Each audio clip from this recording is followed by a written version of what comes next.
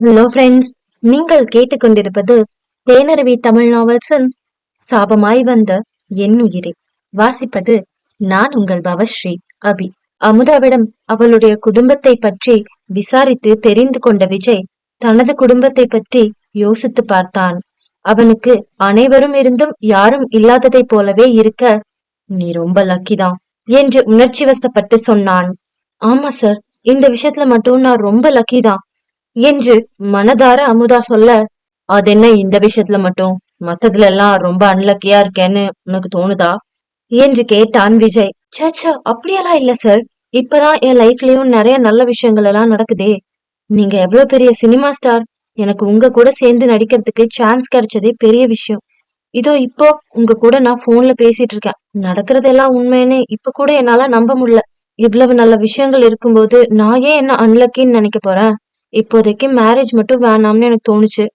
இந்த கல்யாணத்தை நடத்தியே தீர்வேன்னு சொல்லிட்டு இருந்த எங்க பெரிய அண்ணன் வாயாலேயே இப்போதைக்கு இந்த கல்யாண பேச்சு வேண்டாம், முதல்ல இப்ப நான் நடிச்சிட்டு இருக்க படம் முடியட்டும், மத்தது எல்லாத்தையும் அப்புறம் பாத்துக்கலாம்னு சொல்லிட்டாரு. சோ இப்ப நான் ரொம்ப சந்தோஷமா இருக்கு சார். என் லைஃப்ல எல்லாம் நல்லதும் உங்களாலதான் நடந்துச்சு. தேங்க்யூ சார் என்று உற்சாகமான குரலில் அமுதா சொல்ல, இதுவரை பெரிதாக மற்றவர்களுக்காக என்று ஒருபோதும் யோசித்து இருக்காத விஜய்க்கு தனக்கு அவள் இவ்வளவு மரியாதை கொடுப்பது உள்ளுக்குள் சந்தோஷமாக இருந்தது. அதனால் என்னவோ அவளை காக்கும் பொறுப்பு தனக்கு இருக்கிறதே என்று தானாகவே நினைத்து கொண்ட விஜய், இருக்கட்டும் இருக்கட்டும், நீ என் கம்பெனில ஆர்டிஸ்ட், உனக்கு எதுவுமே ஆகாம உன்னை பத்திரமா பாத்துக்க வேண்டியது என்னோட பொறுப்பு. இந்த மாதிரி உனக்கு எந்த ப்ராப்ளம் வந்தாலும் நீ தாராளமா வந்து என்கிட்ட சொல்லலாம் என்று பெருந்தன்மையுடன் சொல்ல, மீண்டும் அவனுக்கு நன்றி சொல்லி அவனை தனது அன்பு மலையில் மரியாதையுடன் நனைய வைத்துக் கொண்டிருந்தாள் அமுதா. விஜய் வீட்டிற்கு வருவான் என்று வாசலை பார்த்தபடி ஹாலில் உள்ள சோபாவில் அமர்ந்து வெகு நேரமாக காத்து கொண்டிருந்த அனாமிகா, நேரம் இரவு 11 மணி கடந்து சென்று கொண்டிருந்தும் அவன் வராததால், நீ சொன்ன மாதிரியே டோட்டலா என்ன அவாய்ட் பண்ண ட்ரை பண்றியா விஜய்? அந்த அளவுக்கு உனக்கு நான் வேண்டாதவளா போயிட்டனா? அப்படியே அந்த அமுதாவுக்கு ஏதாவது ஒண்ணுன்னா மட்டும் பதறி அடிச்சுக்கிட்டு போற. நான் உன் ஒய்ஃப் விஜய். உனக்கு என் மேல ஃபீலிங்ஸோ பாசமோ இல்லைன்னா கூட பரவாயில்ல.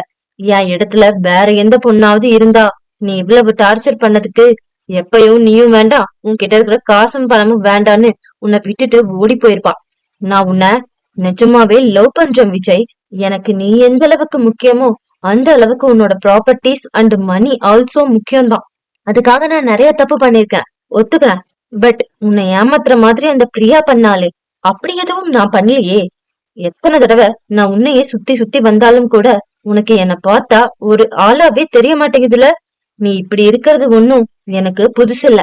இந்த அமுதாவை பார்த்ததுக்கு அப்புறமா நீ இன்னும் ஓவரா பண்ணிட்டு இருக்க. அததான் என்னால டாலரேட் பண்ண முடியல என்று தனக்குத்தானே பேசிக்கொண்டிருந்தாள். பின் தன் அப்பாவுக்கு கால் செய்து அமுதாவை பற்றி சொல்லி, டாட், நீங்க எனக்கு என்ன பண்ணுவீங்களோ ஏது பண்ணுவீங்களோ தெரியாது. இனிமே அமுதா விஜய பத்தி யோசிக்கவே கூடாது. அந்த மாதிரி ஏதாவது ஒண்ணு பண்ணணும். நானே டைரக்டா போய் ஏதாவது பண்ணா கண்டிப்பா மாட்டிக்குவேன். அண்ட் விஜய் என் மேல இருக்கிற கடுப்புக்கு கொஞ்சம் கூட யோசிக்காம என்ன கொன்னாலும் கொன்னுடுவான். சோ அமுதாவை டார்கெட் பண்ணிட்டு இருக்கிற பிரசிடென்ட் பொண்ணு அபிநயாவை வச்சு நான் ஏதாவது பண்ணலாம்னு யோசிக்கிறேன். நீங்க எப்படியாவது மார்னிங்குள்ள அந்த பொண்ணோட போன் நம்பரை எனக்கு வாங்கி கொடுங்க. அவளை யூஸ் பண்ணி நான் அமுதாவை மொத்தமா முடிக்க போறேன் என்றாள் அனாமிகா. அனாமிகாவின் அப்பா ராஜேந்திரனும் அவளுடைய திட்டத்தை கண்டு வியந்து, அந்த பொண்ணை வச்சு மூவ் பண்ணா கண்டிப்பா நம்ம மாட்ட மாட்டோம். அவ போன் நம்பர் தானே வேணும், நான் உனக்கு அரேஞ்ச் பண்ணி கொடுக்கறேன்.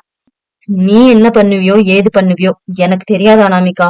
கோர்ட்ல கொடுத்த 1 இயர் டைம் முடியற வரைக்கும் எல்லாம் விஜய் சும்மா இருப்பான்னு எனக்கு நம்பிக்கை இல்ல. நம்மளால டைரக்டா போய் அவங்கிட்ட மோதவும் முடியாது. நீ எப்படியாவது இன்னும் 1 மாசத்துக்குள்ள அவனை கரெக்ட் பண்ணி பிரெக்னண்டா ஆகுற. அவனை இழுத்து பிடிக்கிறதுக்கு நமக்கு இருக்கிற ஒரே ஆப்ஷன் அது மட்டும்தான். உங்க அம்மா கிட்ட வேணும்னா ஏதாவது ஐடியா கேளு. பட் நீ இன்னும் 1 மாசத்துக்குள்ள பிரெக்னென்ட் ஆகியே ஆகணும். நமக்கு வேற வழி இல்ல என்றார். நானும் அதுக்காக தான் வெயிட் பண்ணிட்டு இருக்கேன் டாடி. ஆனா அவன் என்கிட்ட மாட்டாம தப்பிச்சுக்கிட்டே இருக்கான். இன்னைக்கு கூட இங்க கெஸ்ட் ஹவுஸுக்கு வராம வேற எங்கேயோ போய் தங்கிட்டான். அவனோட லொகேஷனை எவ்வளவு ட்ரை பண்ணியும் என்னால கண்டுபிடிக்கவே முடியல. நாளைக்கு டைரக்டா ஷூட்டிங் ஸ்பாட்டுக்கு போய் கிளம்பும் போது அவன் எங்க போறான்னு அவனை ஃபாலோ பண்ணி பார்த்தாதான் தெரியும் என்ற அனாமிகா தன் அப்பாவிடம் இன்னும் சில முக்கியமான விஷயங்களை பற்றி பேசிவிட்டு அந்த அழைப்பை துண்டித்தாள். அமுதாவிடம் பேசிக் கொண்டிருந்த விஜய்க்கு அவன் அவளை ஹாஸ்பிட்டலில் பாதையில் விட்டுவிட்டு சென்றதால் என்னவோ மீண்டும் சென்று பார்க்க வேண்டும் போல இருந்தது. அதனால் அதற்கு முன் செய்ததைப் போலவே இப்போதும் அவளிடம் பேசிக்கொண்டே அவனாக ஒரு மாஸ்கை எடுத்து மாட்டிக்கொண்டு தன் காரில் அமுதா இருக்கும் ஹாஸ்பிட்டலை நோக்கி பயணித்தான். ஏன் சார் திடீர்னு என் பேரண்ட்ஸ பத்தி எல்லாம் கேட்டீங்க? நீங்க இப்படி வெளியூர்ல வந்து ஒர்க் பண்றதுனால உங்க ஃபேமிலில இருக்கிறவங்களை நீங்க ரொம்ப மிஸ் பண்றீங்களா என்று அமுதா கேட்க, அப்படிதான் நினைக்கிறேன் என்றான் அவன். அவன் சொன்ன விசித்திரமான பதிலை கேட்டு சிரித்த அமுதா, மத்தவங்க எல்லாம் சொல்றதை விட நீங்க ரொம்ப டிஃப்ரெண்டா இருக்கீங்க சார். பட் அதே சமயம் ரொம்ப ரொம்ப ரியலா இருக்கீங்க. அதான் எனக்கு உங்ககிட்ட ரொம்ப பிடிச்சதே. மத்தவங்கள பார்த்து இப்படி செஞ்சா நல்லா இருக்கும்னு நீங்க ஆக்டிங்லயும் சரி, பர்சனல் லைஃப்லயும் சரி எதையுமே காப்பி அடிச்சு பண்ணதில்ல. That's why you are a only single shining star என்று பெருமையாக சொன்னாள். இப்படியே அவளிடம் பேசியவாறு சென்று ஹாஸ்பிட்டலின் பின்வாசலில் காரை நிறுத்திய விஜய் மாஸ்கை போட்டு தன் முகத்தை கவர் செய்துவிட்டு மெயின் என்ட்ரன்ஸ் வழியாக போனை காதில் வைத்து பேசியபடியே உள்ளே சென்று கொண்டிருந்தான். அவன் நடந்து செல்லும் போது லேசாக அவனுக்கு மூச்சு வாங்க, என்னாச்சு சார், நடந்துட்டே பேசுறீங்களா என்ன என்று அமுதா கேட்க, ஆமா, இப்போ நீ அட்மிட் ஆகி இருக்க ஹாஸ்பிட்டல்ல தான் இருக்க. எமர்ஜென்சி வார்டுல இருந்து உன்னை ஷிஃப்ட் பண்ணிட்டாங்க போல. இப்போ எந்த ரூம்ல இருக்க என்று கேட்டான் விஜய். ஐயோ, என்ன சார் சொல்றீங்க? நிஜமாவே நீங்க என்ன பார்க்க ஏன் ரூமுக்கு வந்துட்டு இருக்கீங்களா என்று அமுதா பதட்டத்துடன் கேட்க, ஏன் நான் வரக்கூடாதா என்று கூலாக கேட்டான் விஜய். ஆமா சார், ஆமா, இப்ப நீங்க வரவே கூடாது. வெளியே எங்க பெரிய அண்ணனும் அண்ணியும் வெயிட்டிங் ஏரியால உட்கார்ந்து இருக்காங்க. வெற்றி இவ்வளவு நேரம் என் பக்கத்துலதான் உட்கார்ந்து இருந்தான். இப்பதான் ரொம்ப லேட் ஆகிடுச்சுன்னு கலைச்செல்விய அவ வீட்டுல விட்டுட்டு வரேன்னு போயிருக்கான். அவனும் கொஞ்ச நேரத்துல திரும்பி வந்துருவான். எல்லாரும் இங்க இருக்கும்போது நீங்க வந்தா ஏதாவது ப்ராப்ளம் ஆகிடுமோன்னு எனக்கு பயமா இருக்கு சார் என்று பதட்டமான குரலில் சொன்னாள். ஹோ, நான் தானே அங்க வரக்கூடாது, நான் இருக்கிற இடத்துக்கு நீ வரலாமே என்று விஜய் கேட்க, நானா? சுத்தி இத்தனை பேர் இருக்கும்போது என்னால எப்படி சார் அவங்க எல்லாரையும் மீறி வர முடியும் என்று அவனிடம் குழப்பத்துடன் கேட்டாள் அமுதா. உன் பக்கத்துல உன் ஃபேமிலி மெம்பர்ஸ் தவிர யாராவது இருக்காங்களா என்று அவன் கேட்க, இப்போ என் ரூம்ல ஒரே ஒரு நர்ஸ் மட்டும்தான் இருக்காங்க சார் என்றாள் அவள். குட், அப்போ ஒன்னும் பிரச்சனை இல்ல. நான் விஜய் பேசுறேன்னு சொல்லி அவகிட்ட போனை கொடு. என்ன பண்ணுன்னு நான் அவகிட்ட சொல்லிடுறேன் என்று விஜய் சொல்ல, சார் எனக்கு பயமா இருக்கு என்று மெல்லிய குரலில் சொன்னாள் அமுதா. அட, நான் தான் அந்த பொண்ணு கிட்ட பேசுறேன்னு சொல்றேன்ல, நான் இருக்கும்போது உனக்கு என்ன பயம்? நீ முதல்ல அந்த பொண்ணு கிட்ட போனை கொடு என்று விஜய் அழுத்தி சொன்னதால் தன் அருகில் நின்று கொண்டிருந்து தான் பேசுவதையே கவனித்துக் கொண்டிருந்த நர்ஸை திரும்பி பார்த்த அமுதா, விஜய் சார் உங்ககிட்ட பேசணும்னு சொல்றாரு என்று சொல்லிவிட்டு அவளிடம் போனை கொடுத்தாள். என்னது, விஜய் சார் எங்கிட்ட பேசணும்னு சொல்றாரா? ஐயோ, என்னால இதை நம்பவே முடியலையே. கொடுங்க கொடுங்க மேடம், நான் பேசுறேன் என்று அந்த ஆவலுடன் அமுதாவின் போனை வாங்கி பேசினாள்.